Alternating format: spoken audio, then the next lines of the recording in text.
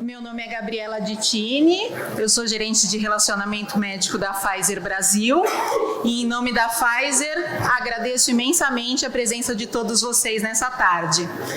É sempre uma honra e uma alegria contar com um grande amigo de todos nós, professor Renato Lopes, aqui nessa tarde conosco. Professor Renato Lopes é professor de medicina da Divisão de Cardiologia da Duke University, onde foi premiado como melhor orientador em 2018, desenvolve pesquisas nas áreas de fibrilação, insuficiência cardíaca e anticoagulante, é fundador e diretor executivo do Instituto Brasileiro de Pesquisa Clínica e do Centro Brasileiro de Saúde Global da Escola Paulista de Medicina, Unifesp, em colaboração com a Duke University e Marinha do Brasil.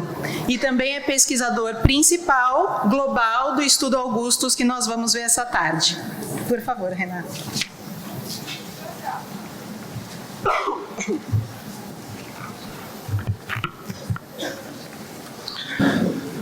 Bom, boa tarde a todos. Queria agradecer mais uma vez a organização do evento e tanto parte da cardiologia como da neurologia, que eu também tenho participado aqui na sala do lado com a Viviane aqui. Um prazer estar aqui e agradecer o convite para poder falar nesses próximos 40, 45 minutos de talvez um dos tópicos mais importantes da cardiologia atual.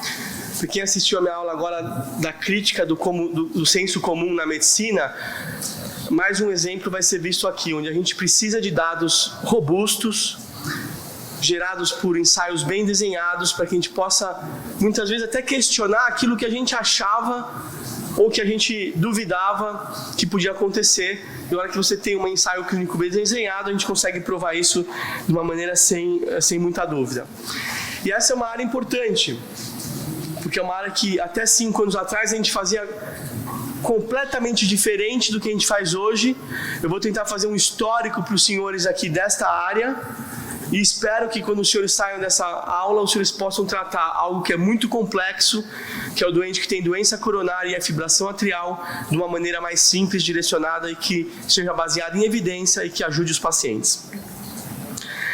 Bom, tudo começa com os avanços da medicina na área antitrombótica. Então a gente tem aí muitos avanços nos antiagregantes plaquetários nos últimos anos, né? A descoberta do Prasugrel, do Ticagrelor, do Cangrelor, drogas novas, melhores, e também no ramo da fibrilação atrial, com novos anticoagulantes, rivaroxabana, dabigatrana e doxabana. O problema começa quando eu somo situações onde eu preciso das duas medicações, do antiagregante plaquetário e do anticoagulante. Essas situações não foram muito estudadas e eu vou explicar por quê. Então vejam, a gente conhece muito sobre a doença coronária, tipos de stents, resistência ao clopidogrel, e a gente conhece muito sobre a fibrilação atrial. O problema é que essa intersecção aqui, de pacientes que têm as duas situações clínicas, a fibrilação atrial e a semicoronariana aguda ou a própria doença atrial coronária, esses doentes foram excluídos dos estudos. Por quê? Porque os doentes são de alto risco. Esses doentes sangram muito, esses doentes fazem muito AVC, esses doentes fazem muito infarto, trombosam o stent. Então ninguém quis estudar esses doentes. Os estudos de doença coronária excluíram FA, os estudos de FA excluíram os doentes coronarianos. Só que aí a gente tem que se deparar com esses doentes, porque eles existem na prática clínica e a gente precisa fazer alguma coisa por eles. Só que a gente acaba não tendo muito dados. Essas são situações clássicas que eu tenho certeza que os senhores veem toda semana, se não todo dia. Paciente com fibrilação atrial que de repente apresenta com semicoronariana aguda. Paciente com FA paroxística que agora apresenta uma angioplastia que foi colocado um stent farmacológico. Paciente com infarto com supra, na hora da alta você vê o doente está em FA. Ou o paciente que simplesmente tem doença coronária, você está acompanhando e ele chega no consultório agora com fibrilação atrial. Então vejam que não importa o cenário, quem veio primeiro, se a fibrilação atrial veio primeiro, se a doença coronária veio primeiro. Agora o fato é que os senhores vão ter que lidar com a associação de antitrombóticos. Os senhores vão ter que lidar com antiagregantes e com os anticoagulantes. E aí vai ser nossa função descobrir como fazer isso da melhor maneira possível. E vejam que essa situação, apesar de não ter sido muito estudada, é uma situação extremamente comum. Milhões de pessoas têm fibrilação atrial, recebem anticoagulação e são submetidos a uma angioplastia. São milhares de pessoas no mundo. Então vejam que a gente não está falando de algo raro que ninguém nunca vai ver. Todo mundo vê esses doentes, ou toda semana, ou todo mês, ou todo dia, dependendo do centro que vocês estiverem. E o que a gente sabe sobre a fibrilação atrial? A gente sabe que a fibrilação atrial é um marcador de risco. Fibrilação atrial, quando acontece junto com a síndrome coronariana aguda, é um marcador de risco. O doente morre mais. Aliás, guardem isso. Fibrilação atrial é um marcador de risco para tudo. Fibrilação atrial com insuficiência cardíaca, mata mais. Fibrilação atrial no AVC, mata mais sequela. Fibrilação atrial no TEP, mata mais. E fibrilação atrial na síndrome coronariana aguda, mata mais. Ou seja, é um marcador de risco. Aconteceu FA, temos que tomar cuidado porque o doente vai evoluir pior. E se eu pudesse resumir essa ópera para os senhores, aqui é o resumo dessa ópera. Eu vou ter que usar dupla antiagregação plaquetária para prevenir a trombose existente, o reinfarto, e eu vou ter que usar o anticoagulante oral para prevenir o AVC. Só que quando eu combino essa terapêutica, é chamada terapia tripla, porque eu estou usando 2 antiagregantes, um anticoagulante, e o risco de sangramento é muito, muito alto. E a má notícia é que é impossível a gente tratar a trombose existente, o AVC e o sangramento ao mesmo tempo. Impossível. Bom, se é impossível, qual a nossa missão? Nossa missão é achar aquilo que eu chamo de sweet spot. O que é o sweet spot, ou ponto de equilíbrio? É achar aquela combinação de drogas nas doses corretas que vão me dar a maior redução nos eventos isquêmicos ao menor custo de sangramento. E vejam, senhores, que eu falei o menor custo de sangramento, porque esse custo nunca é zero. A hora que eu coloco um antitrombótico, o risco de sangramento existe. Minha função vai ser minimizar esse risco, achar o sweet spot que me dá a maior redução possível em eventos isquêmicos com o menor risco de sangramento. Bom, não é fácil achar esses sweet spots e as pessoas começam a olhar ensaios não randomizados, em estudos observacionais para ver como as pessoas estão usando essas drogas. E a mensagem comum de inúmeros estudos é que terapia tripla aumenta demais o risco de sangramento e a gente não tem um benefício tão claro na diminuição de isquemia. Ou seja, a gente está somando drogas que aumenta o risco de sangramento e sem necessariamente minimizar o risco de isquemia. Vejam que vários estudos mostram a mesma tendência, um aumento de 3 a 4 vezes de sangramento quando eu uso a terapia tripla. Bom, então começam a surgir as dúvidas. Será que a gente não poderia tirar a aspirina? Será que dentre essas drogas a gente não poderia tirar a mais antiga, que irrita o estômago? Bom, começa-se então essa teoria que talvez a gente não precise de tantas drogas. Talvez a gente consiga tirar uma delas. E aí esse grupo do estudo WOST, publicado em 2013, compara terapia tripla com terapia dupla em pacientes com FA ou outras indicações para anticoagulação oral e doença coronária. E eles mostram que a terapia tripla, aspirina, clopidogrel e varfarina, sangra muito mais do que a terapia dupla, clopidogrel e varfarina. Então, de maneira randomizada, eles randomizam para aspirina ou placebo. E vejam que eles mostram essa grande redução de sangramento, mas isso de certa forma era esperado. Sempre que a gente tira antitrombóticos, a gente sangra menos. Mas olha o que eles mostram nos eventos isquêmicos: infarto, morte, AVC, trombose distente. Vejam que a gente acaba determinando uma menor taxa desses eventos sem a aspirina. Vejam que loucura, a gente tira a aspirina e a gente vê menos eventos isquêmicos. Como pode? Bom, há duas explicações para esses achados. Porque quando isso foi publicado foi muito provocativo. As pessoas não entendiam. Tudo bem, entender menos sangramento, mas entender menos tromboses existentes tirando a aspirina?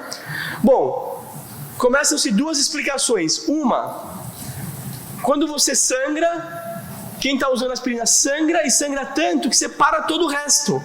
Você para o anticoagulante, você para o antiagregante plaquetário e, consequentemente, como você parou tudo, você começa a ter um monte de eventos isquêmicos. Essa é uma explicação.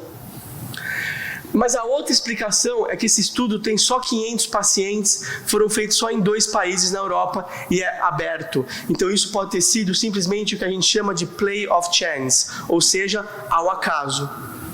Um achado ao acaso, por ter baixo poder estatístico, a gente discutiu na aula anterior. Então, o que mostra esse estudo? Que, sem dúvida, é uma luz, é um começo na direção correta, mas, com certeza, esses dados têm que ser confirmados por um estudo mais bem desenhado e mais definitivo. Aí vem esse outro grupo no ano seguinte, 2014, e fala, e se a gente não mexer?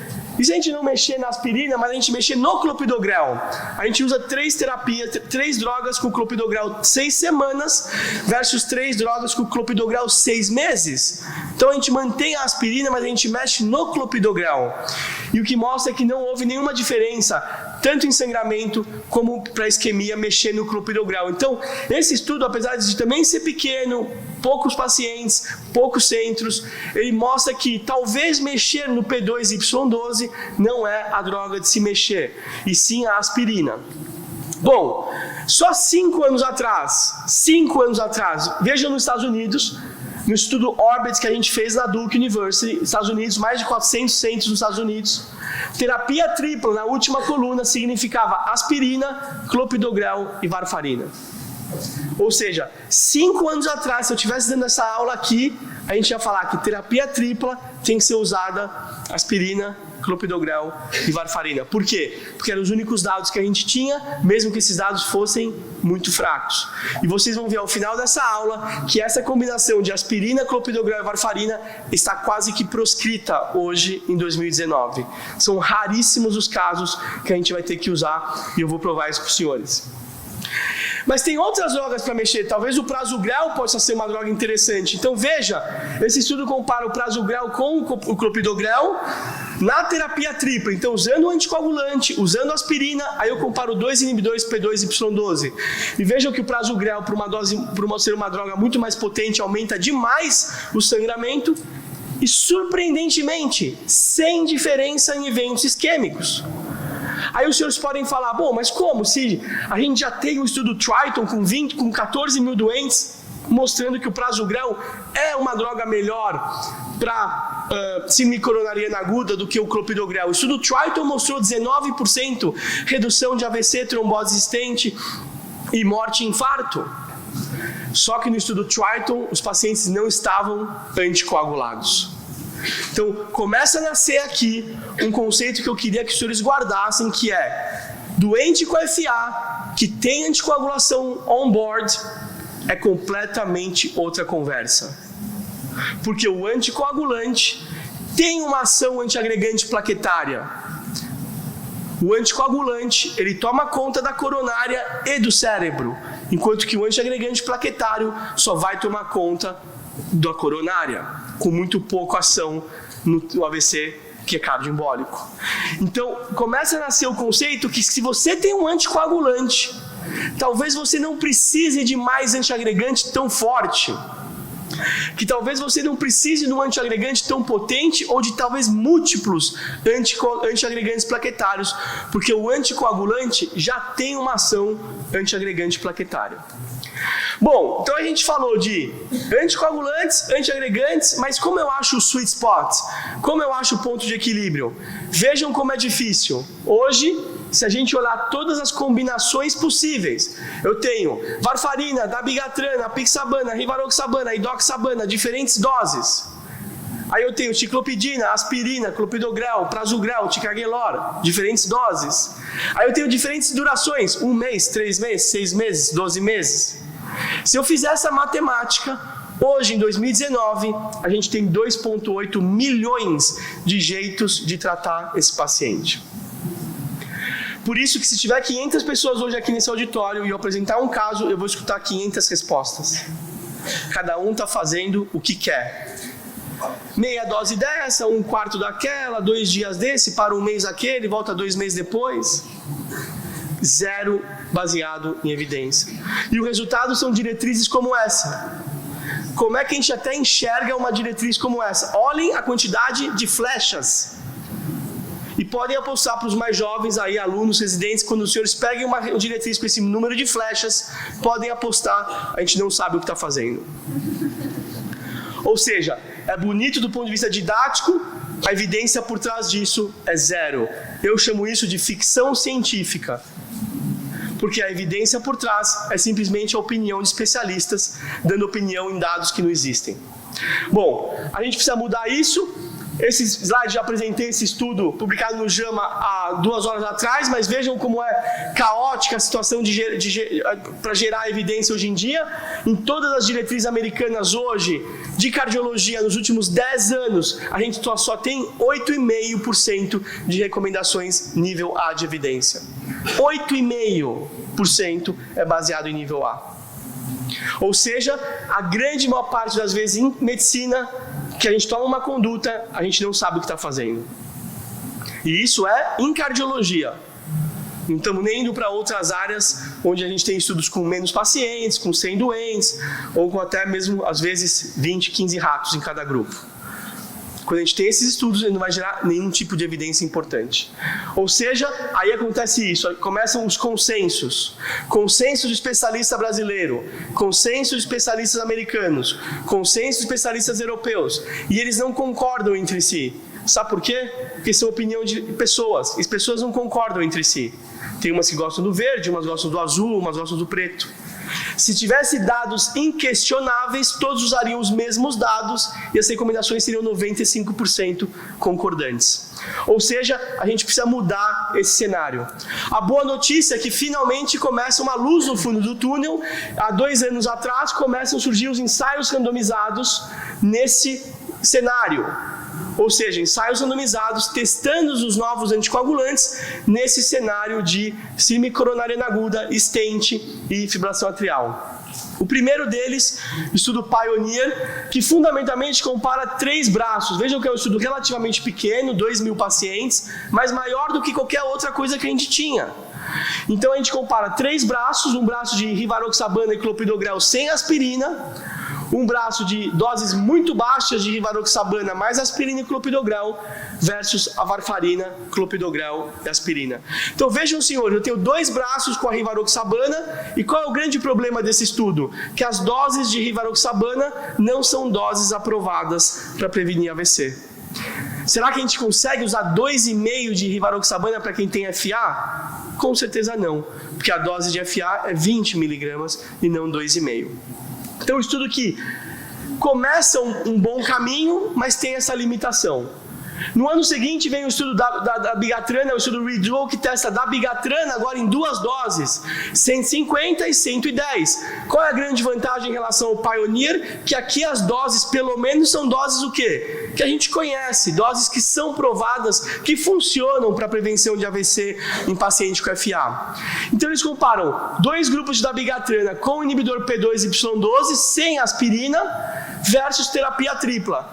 Quem vai perder para sangramento? Uma terapia tripla ou uma terapia dupla? Uma terapia tripla, óbvio. Então, qual é o problema desse estudo? É que não é uma comparação muito justa, porque eu estou comparando 3 drogas versus 2 para ver quem sangra menos. E óbvio que quem tiver menos droga vai sangrar menos. E esse grupo que sangra menos, que é o grupo da dabigatrana, eu não sei se está sangrando menos porque a dabigatrana está sendo usada ou porque a aspirina está sendo evitada. Está sangrando menos porque a dabigatrana é mais segura ou porque a aspirina não foi usada? Impossível saber. Por quê? Porque pelo desenho do estudo é impossível saber isso.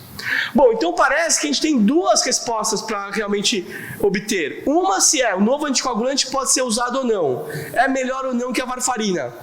Mas a segunda pergunta, talvez tão mais importante que a primeira, é: será que a gente pode tirar a aspirina de uma maneira mais definitiva? Bom, para responder isso, a gente faz o estudo Augustus, que foi um estudo que eu tive o prazer de liderar nos últimos 5 anos e que a gente tentou, da maneira mais robusta, mais científica, responder a essas 2 perguntas. Primeiro, a apixabana e segundo, a pergunta da aspirina. Bom, mas as pessoas sempre falam, para responder 2 perguntas, eu tenho que fazer 2 estudos, porque sempre que a gente faz um estudo, a gente tem uma pergunta respondida. É verdade, mas tem um desenho de estudo chamado 2x2 fatorial, que se você fizer 2 randomizações, você responde 2 perguntas no mesmo ensaio clínico. E foi exatamente isso que a gente fez. Então vejam, um número muito maior de pacientes, quase 5.000 pacientes, onde todos recebem clopidogrel. Então todos recebem o inibidor P2Y12. E aí eu faço um estudo 2x2 fatorial, onde eu vou comparar primeiro a apixabana versus varfarina. E depois eu faço uma segunda randomização, duplo cega, aspirina versus placebo, aspirina versus placebo. A vantagem e a beleza desse estudo é que eu estou comparando terapia tripla com terapia tripla, terapia dupla com terapia dupla. Então é uma comparação justa.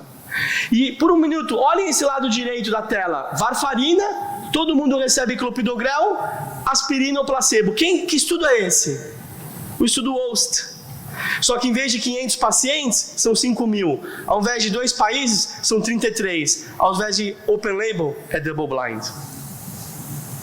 Ou seja, esse é o estudo que vai poder confirmar se os achados do WOST foram reais ou foram simplesmente ao acaso. Estudo global, 33 países, 500 centros no mundo inteiro. E, como os outros, desfecho primário de sangramento importante, mas a gente também olhou em morte e hospitalização e também olhamos em eventos isquêmicos como trombose existente, AVC e infarto e revascularização de urgência. Bom, quando eu tenho um estudo 2x2 fatorial, que eu randomizei 2 vezes, olha o que acontece. É como se fossem 2 estudos no mesmo ensaio clínico. O primeiro eu estou comparando a apixabana versus a varfarina, e o segundo eu estou comparando a aspirina versus placebo. E todo mundo no estudo recebe o inibidor P2Y12. Então esse era a terapia background, ou seja, todo mundo recebia clopidogrel como terapia base. Vejam as características basais. Lembra que eu falei que ninguém estuda esses pacientes porque os pacientes são de alto risco? Olha só, uma mediana de score de CHA2DS2-VASc de 4 com uma mediana de score de Hess-Bled de 3. O que significa isso? Que esses doentes são alto risco para AVC, esses doentes são alto risco para sangramento. E por isso que a grande parte das pessoas não estudavam esses pacientes. Vejam que o inibidor P2Y12, que poderia ser qualquer um, na grande maior parte das vezes, foi o clopidogrel, pelo mecanismo que eu expliquei. Talvez a gente não precise de um antiagregante tão potente, na hora que eu estou usando drogas melhores, como a apixabana. Então começa a surgir aquela teoria de que talvez nesse cenário, less is more. Ou seja, menos é mais. Menos drogas, com drogas melhores, sinérgicas, porque hoje existe um sinergismo sabido entre os inibidores de fator 10 ativado e os inibidores P2Y12. Vejam que isso tem um efeito sinérgico, talvez muito interessante.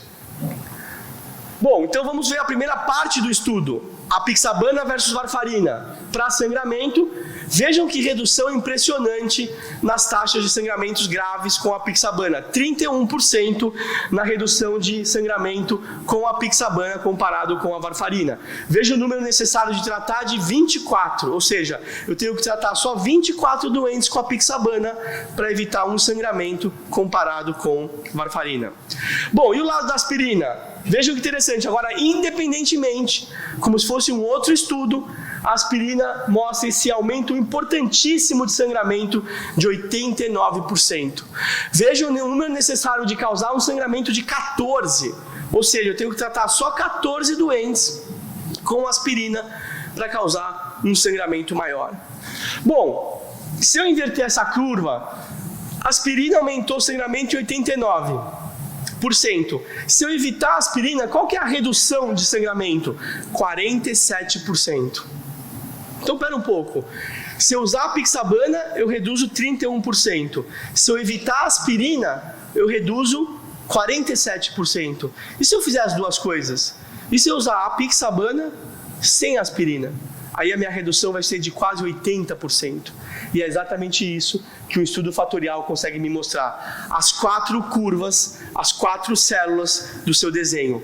E vejam que a apixabana mais placebo, ou seja, sem aspirina, só com clopidogrel, reduz o sangramento barbaramente em 80%, com agora um número necessário de tratar de 9.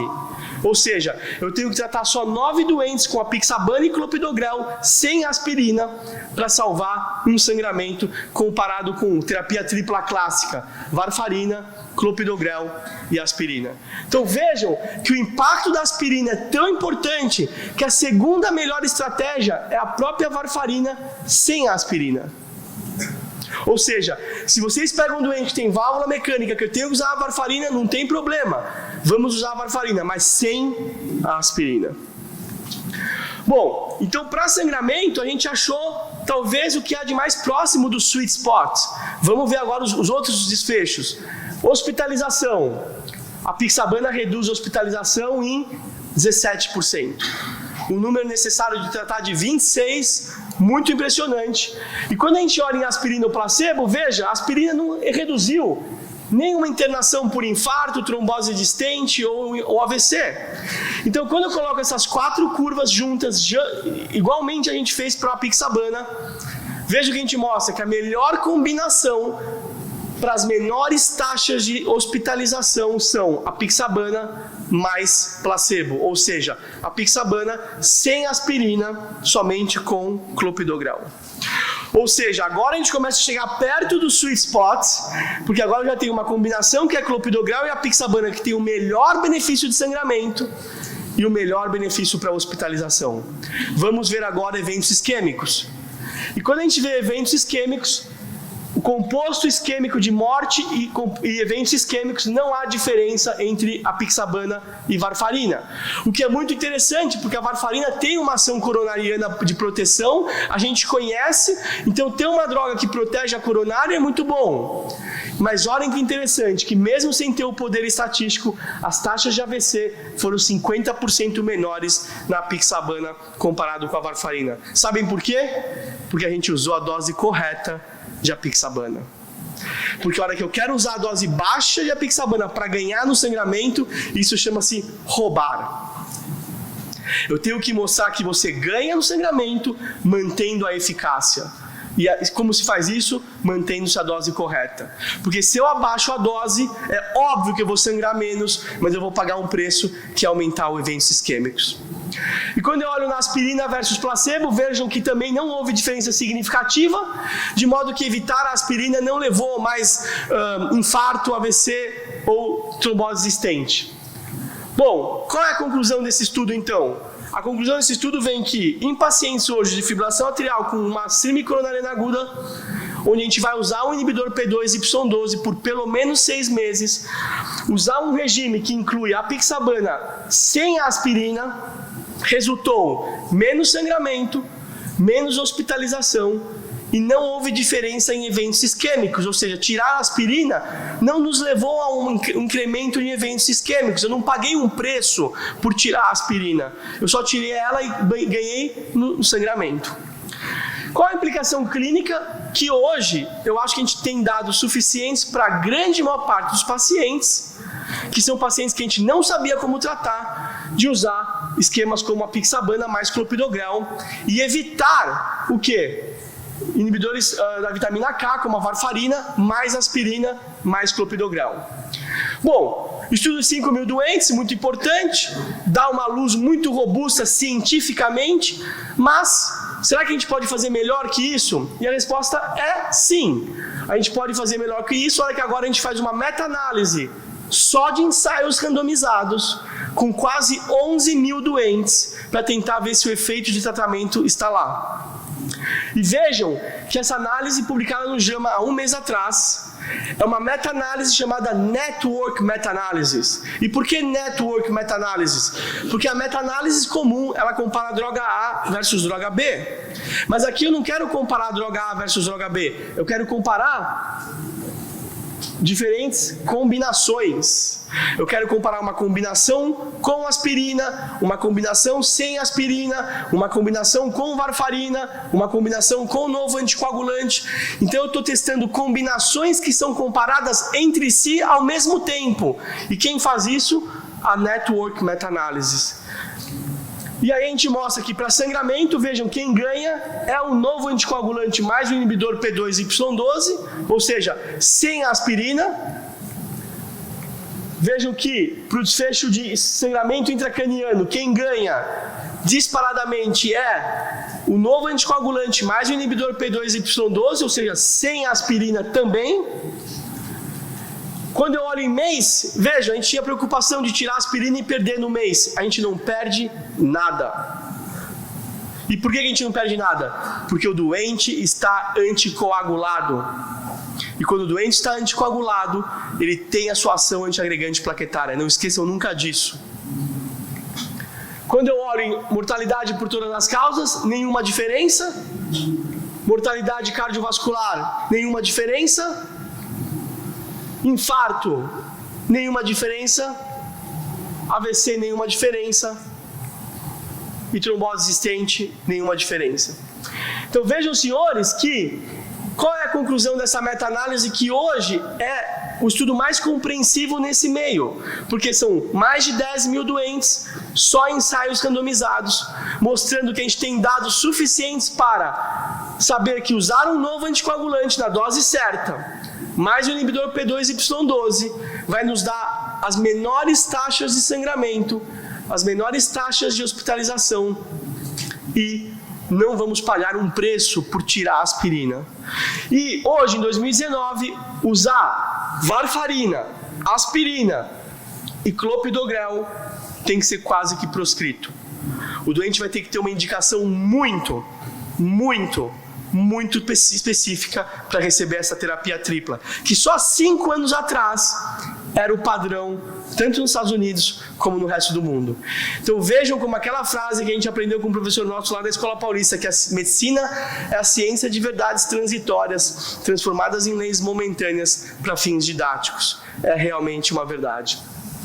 Qual o futuro? Qual o presente que finalmente chega? Terapia tripla. Basicamente foi embora. Ou seja, hoje quando eu pegar o doente com síndrome coronariana aguda e FA, eu posso dar aspirina. Na fase aguda a gente vai usar aspirina nos primeiros dias, a gente vai dar inibidor P2Y12, pode dar 2B3A, vai dar heparina, não tem problema, tratem normalmente. Deem aspirina por alguns dias, mas na hora da alta hospitalar, que vai ser no dia 4, 5, 7, é suficiente a gente tirar a aspirina e dar alta para o doente com um novo anticoagulante, com a pixabana na dose certa e um inibidor P2Y12, que pode ser o clopidogrel para a grande maior parte dos pacientes. Com isso, agora a gente espera menos achismos, a gente espera que as próximas diretrizes concordem mais entre si, porque não vai ser mais baseado em especialista, vai ser baseado em evidência nível A, ensaios randomizados, então a gente espera que o grau de concordância seja muito maior. E obviamente que a gente continua estudando esse campo, a gente conseguiu aqui estudar 2, 3, 4 combinações, lembrem que existem 2,8 milhões e é impossível responder todas as perguntas, mas a gente consegue responder uma ou duas com alta qualidade, baseado em evidência, que vai levar a melhores desfechos dos pacientes. E para terminar, eu acho que essa frase do meu ex-mentor na Duke University, Robert Kaler, que foi agora o presidente do FDA até 2017, realmente reflete o que a gente faz, né? Na medicina, todas as decisões têm que ser baseadas nas melhores evidências que a gente tem. Até pouco tempo atrás, nesse ramo de angioplastia, síndrome coronária e FA, a gente tinha nada de evidência, era puro achismo, as pessoas chamavam isso de fazer a arte da medicina, e realmente isso poderia levar a dados e a consequências maléficas para os doentes. Hoje a gente tem dados robustos para tratar o doente com as melhores evidências, e a gente pode continuar fazendo arte na medicina, mas pela maneira como a gente interage com o paciente, visando sempre a visão holística do mesmo. Muito obrigado pela atenção.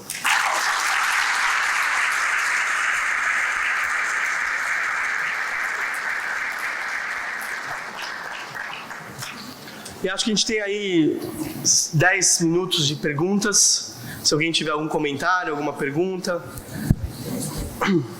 Alguma reclamação? Ali. Tem um microfone, Gabi? Tá aqui, ó.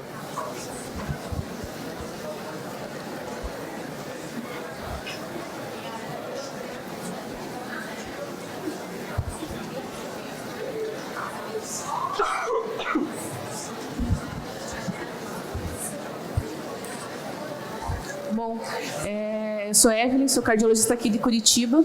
Na verdade, a dúvida que eu tenho, não tem a resposta no Augustus, eu sei, mas é uma questão de consultório que eu não devo ser a única. O que acontece com essa terapia no paciente coronário com coronariopatia não aguda, crônico estável, ou esse mesmo paciente quando ele saiu do período em que a gente manteria ele antigamente com tripla? Porque esse paciente de consultório com coronária estável, a princípio ele está com AS, ele desenvolve fibrilação atrial e ganha o anticoagulante. E a princípio parece que a combinação aspirina com anticoagulante, seja ele qual for, sangra mais do que o inibidor de P2Y2. O que a gente vai fazer com esse paciente crônico, com o paciente estável? Então, essa pergunta é muito boa. Então, na verdade, lembrem, isso que o Augusto respondeu era o que a gente realmente mais precisava, porque é a fase dos primeiros 6 meses ou até 1 ano, quando realmente as taxas de sangramento de recorrência são muito altas. A partir de 1 ano, a gente tem dados mais robustos em termos de não randomizados, porque é um estudo muito difícil de se fazer, mas a gente tem várias análises subgrupos e a gente tem, entendendo a fisiopatologia que acontece até na fase aguda, entendendo que o anticoagulante, particularmente os inibidores do fator 10A, tem essa ação antiagregante plaquetária, que para a grande maior parte dos pacientes, a partir de 1 ano, a gente não precisaria usar mais nenhum antiagregante plaquetário. A aspirina, ela aumenta o sangramento e ela não adiciona nenhum benefício adicional na redução, seja de infarto, seja de AVC e assim por diante. Ou seja, para o doente que é crônico, depois de 1 ano, como regra geral, lógico que vão haver exceções, como regra geral, ele apareceu com FA, você entra com anticoagulante e pode parar os antiagregantes plaquetários. Pergunta. Considerando que alguns desses pacientes do Augustus em uso do apixaban poderiam ser não responsivos ao clopidogrel por um polimorfismo do CYP2C19, foi feita alguma análise da população do Augustus que estava recebendo só apixabana e clopidogrel e que não eram responsivos ou que poderiam ter esse polimorfismo, porque na prática eles poderiam estar em uso apenas de apixaban e não de clopidogrel? Então, essa pergunta é muito interessante e ela prova de maneira indireta a ação antiagregante do apixabana. E eu vou te provar por quê. Se metade do grupo não recebeu aspirina, porque por desenho não receberam, se você acreditar em qualquer estudo epidemiológico que fala que 30% das pessoas são resistentes ao clopidogrel, era para a gente ter visto 700 tromboses existentes. Porque esses doentes que estavam com clopidogrel mais apixabana, eles não estavam com aspirina e 30% vai ser resistente. E o que aconteceu? A gente observou 32 tromboses existentes no grupo inteiro do estudo. O que mostra isso? Primeiro que a resistência ao clopidogrel, do ponto de vista de genética, de laboratório, não necessariamente se traduz em mais trombose existente do ponto de vista clínico. E segundo, que o anticoagulante, como os inibidores de fator 10A, tem uma proteção na coronária e na trombose existente através da sua ação o quê? Antiagregante plaquetária. E vejam que interessante, quando eu tenho uma plaqueta e eu quero inibir essa plaqueta, eu posso inibir ela em diferentes receptores. O receptor mais forte de inibição de plaqueta é o receptor de trombina, que é exatamente o receptor que os inibidores do fator 10 ativados inibem. Então, quando eu uso o inibidor 10 ativado, eu tenho uma inibição plaquetária muito potente. E tão potente que quando eu uso em conjunto com o inibidor P2Y12, há um sinergismo que a gente não conhece muito bem o mecanismo, mas que a ação antiagregante plaquetária fica sinergizada, fica aumentada, fica magnificada para 60%, 70%. E por isso que mesmo esse grupo sem aspirina não acabou acontecendo a trombose existente como a gente esperaria se os doentes fossem todos mesmo resistentes ao clopidogrel. Infelizmente, infelizmente, a gente não dosou sangue nesses doentes nessa hora para poder fazer a análise de resistência. A gente tinha um subgrupo desenhado, infelizmente a Pfizer não quis patrocinar esse subestudo junto com a Bristol, e aí eu tive que escolher fazer um estudo de 100 doentes para responder essa pergunta ou fazer um estudo de 5.000 e responder a pergunta mais importante. Então foi uma tristeza não poder fazer esse estudo, mas fica aqui a ação indireta da ação antiagregante plaquetária dos novos anticoagulantes. Aqui uma questão. Tá onde? Eu fiquei com uma dúvida. Na nossa realidade brasileira, nem todos os pacientes que a gente trata têm acesso aos novos anticoagulantes. Para mim, fica muito claro na sua apresentação que terapia tripla, ok, não vamos usar. O que eu entendi, eu não sei se... Me corrija, por favor, professor, é que a gente ganha muito em segurança usando novos anticoagulantes mais clopidogrel, mas que em termos de eficácia esse ganho não seria tão pronunciado assim, é isso? Na verdade é o seguinte, essas diferenças do novo anticoagulante para varfarina ou com a falta de aspirina, o que a gente aprendeu?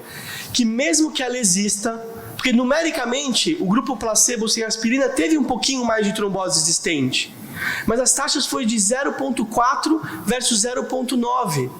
Ou seja, foi uma diferença de 0,5% nas taxas, versus um sangramento muito grande. Então, o que a gente aprendeu, como tudo na medicina, que é uma escolha, risco-benefício. Então, por exemplo, se eu quero dar aspirina para salvar uma trombose existente, eu tenho que tratar hoje 250 pacientes. Eu salvo talvez uma trombose existente, mas hoje eu sei o preço é 18 sangramentos graves.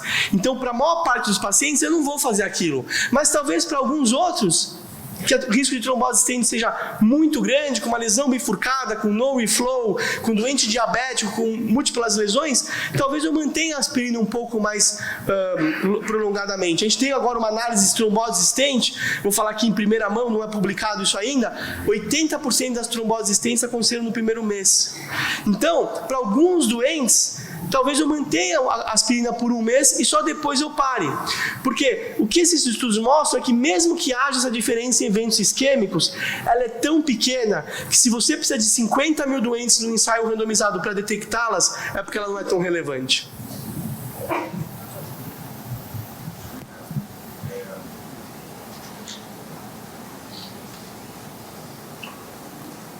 William Nazima, de Londrina, cardiologista. Sr. Renato, quando o paciente com fibrilação atrial é submetido à angioplastia, ele já, com diagnóstico acima de 2, ele já vem anticoagulado e a gente precisa escolher um P2Y12. É mais tranquilo fazer a opção pelo clopidogrel. No cenário inverso, quando o paciente de ritmo sinusal tem um infarto e acaba desenvolvendo fibrilação atrial durante a internação, ele já recebeu o P2Y12 e pode ter recebido o prasugrel ou ticagrelor. Nesse cenário, o senhor acha que vale a pena fazer a troca pelo clopidogrel em algum momento? Então, de maneira geral, baseado nos dados que a gente tem, eu acho que para a maior parte dos pacientes é muito mais tranquilo usar o clopidogrel. Mesmo que na fase aguda, nos primeiros 6 meses, você tenha usado o ticagrelor ou o prasugrel, eu faria essa troca. Se o doente, mais uma vez, é um doente grave, como a gente comentou na pergunta anterior, um doente que tem lesão de tronco, que foi uma lesão que é multivessel, né, que é arterial, que é diabético, tem lesões importantes, e que eu acho que a trombose existente é algo que é muito importante, eu posso eventualmente manter o ticagrelor junto com a apixabana, porque antes a gente não tinha dados. E nesse estudo Augusto, a gente teve 7% de pessoas que usaram o ticagrelor. Não é muito, mas também não é algo para desprezar. E quando a gente fez a análise de subgrupo, não teve nenhuma interação usando o ticagrelor. O que eu não usaria, porque foi só 1% no estudo Augustus e 1 a 2% nos outros estudos, é o prasugrel. O prasugrel eu realmente não usaria, porque eu acho que a gente não tem dados suficientes. Mas se você quiser usar o ticagrelor como uma opção para um doente que seja mais de alto risco de carga trombótica, eu acho que é razoável utilizar. Mais uma pergunta? Por favor, e se ele estiver usando o omeprazol junto com o clopidogrel e o NOAC, né? Porque a gente sabe que o omeprazol ele tem essa redução do efeito do clopidogrel, principalmente assim, para fazer uma angioplastia, está com um stent, né? Poderia trocar. Você pode trocar, agora lembra que teve um estudo grande olhando do ponto de vista clínico se teve diferença usar o omeprazol com clopidogrel e parece ser uma coisa muito mais in vitro do que realmente transformada em eventos clínicos. Então, esse foi um estudo grande que foi até interrompido depois de 4.000 doentes, que não mostra essa tradução do que a gente vê de interferência no laboratório com piora de desfechos clínicos. Então, eu a princípio não mudaria a minha conduta, mas sim mudaria se o doente tivesse uma indicação ou maior carga trombótica. Isso é o que guiaria a minha conduta. Por exemplo, a gente já teve uma trombose stent, chega com outra, põe um stent de bifurcação. Esse é um doente que aí eu tenderia a usar um inibidor P2 y 12 mais potente, como o ticagrelor, não simplesmente o uso do omeprazol. Aqui, Renato. A gente está falando de diminuição de sangramento, mas a gente sabe que sempre o doente usa qualquer uma dessas drogas, ela sempre vai sangrar mais. Comparativamente, ela pode sangrar menos. Mas essa hipótese que nós temos a melhor comparadora ali, que é a apixabana, junto com o clopidogrel, e nós tenhamos um doente que sangrou, e ele tenha, nesse cenário que foi testado, fibrilação atrial e doença arterial coronariana, qual é a opção de seguir com esse doente? Suspender um, suspender o outro, diminuir dose? Então essa é uma pergunta importante, né? Porque essa pergunta surgiu durante o estudo. Durante o estudo as pessoas vieram perguntando, mas como é que a gente vai manejar o paciente? E aí a gente usou diretrizes assim guiadas por nós, que são sugestões, porque não tinha evidências realmente robustas para se fazer. Então o que a gente leva em consideração? Primeiro, quanto tempo foi o sangramento da angioplastia? Vamos supor que o doente sangrou, tem FA no 10º mês. Poxa, ele sangrou, eu vou voltar com o anticoagulante, esquece o antiagregante plaquetário, porque já faz 10 meses e o mais importante ali é o anticoagulante. Se é um doente que pôs 4 stents, bifurcado, com uma lesão importante e sangrou e é no primeiro mês, poxa, eu vou começar com o antiagregante plaquetário de cara. Então o tempo em relação ao evento é muito importante. Segundo, o tipo de sangramento. Se for um sangramento leve, eu vou manter esse paciente e talvez só pule 1 ou 2 doses e continue. Se for um sangramento importante, hipotensão ou intracraniano, não vai ter jeito, a gente vai ter que suspender tudo. Então, vai depender, os 2 critérios que definem o que fazer para mim é o tempo em relação à angioplastia e o stent e a gravidade do sangramento. Porque aí, baseado nisso, por exemplo, se ele sangrou no estômago, mas eu resolvi, poxa, eu tendo a voltar muito rápido, porque eu já resolvi o problema. Se ele sangrou na cabeça e não teve nenhum fator predisponente, esse é um doente que eu tendo e tem, de repente, vasculopatia amiloide, esse é um doente que vou tender a retardar a introdução do anticoagulante para esse doente. Por quê? Porque a gente sabe que a recorrência de sangramento é muito grande. Então, avaliar o tipo e a severidade de sangramento e o tempo em relação a um evento de angioplastia. Bom, pessoal, estamos falando aqui que a gente tem que terminar. Muito obrigado pela paciência. Espero que possam ter sido aproveitados. Obrigado.